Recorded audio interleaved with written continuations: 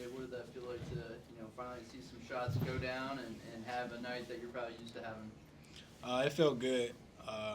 You know, just did what I could do all week to just help the team and just make myself better every day and make those around me better. So it felt great. What can a game do? What can a game like that do for a shooter like you? It definitely gives me a lot of confidence just seeing the ball go through the net.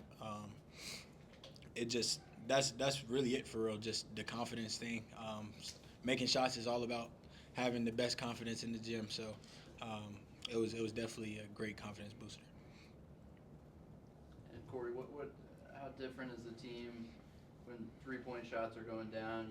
If AJ is hitting, what does that do for you guys? I would say that just opens up the floor a lot.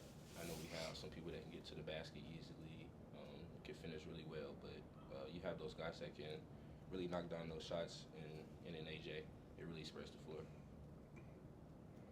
Corey, coming back from the road trip, a tough invitational, just how does it feel being able to come back, and what do you feel like you learned from that?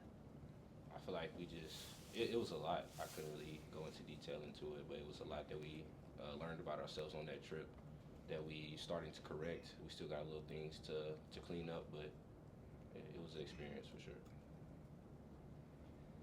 And Quincy, you moved up the block charts at WSU all time. You're over 100 career blocks now. So I think you tied Garrett Stutz. You're right with like Xavier McDaniel. Some of the best centers that come through here. What do you think about when you hear your name? Right there with them. I mean, I feel it's an honor. Like you hear those names, like it's legendary, pretty historic names in this place, pretty much. And you really improved free throw shooting.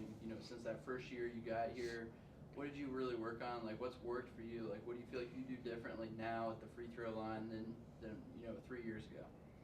It's really just all about just getting in the gym every day, like just shooting free throws. If it's that the only thing to do, like just shoot 100 every day, every other day during practice. Like it's gonna help improve that a lot. And did you used to like dread going to the free throw line when you got fouled? You're like, man, I don't want to be here. Was that how you felt like 3-4 years ago? Has that changed now? Like you feel pretty confident at the line now? Oh yeah, nowadays I definitely feel confident. I mean, if you're going like high percentage, like I said, I've been working on it, and I feel like I've been more confident this season. And AJ, just like the confidence that you guys have in him, that Minnesota game, in overtime he hit 3 free throws in overtime that really were pretty key. Like, how valuable is that to have a 7-footer who can shoot free throws? Man, it's super valuable. I actually don't think he's gonna miss a free throw anytime that he goes to the free throw line, just because I see how much he works on it, and it goes in more than he misses. So I'm very confident in him at the free throw line, and it's very valuable to have a big who can make free throws because it's not that it's like it doesn't come a dime a dozen. So. And then with you, the early season obviously. Not a lot of attempts, so it's a very small sample size. But did you do anything different with your routine? You get in the gym more, or do you just kind of trust the process and like, hey, what I'm doing, it's gonna work out eventually? Yeah, I work out a lot, so I would say I just trust it. I just trust the plan that God has for me, and I just stick my head down and just keep putting my trust in Him and letting things fall. And AJ, with almost half of you guys' points coming off the bench, including yourself, what does that just say about the preparedness of every guy on the team to be able to step up, especially with Ronnie out? I mean, it just says a lot. I mean, we have a lot of guys. Like Coach says, we have 8-9 starters, so we have a lot of guys who are capable of doing what I was able to do tonight, and what Q was able to do, and what Corey was able to do. It was just the ball was just in our hands tonight. So.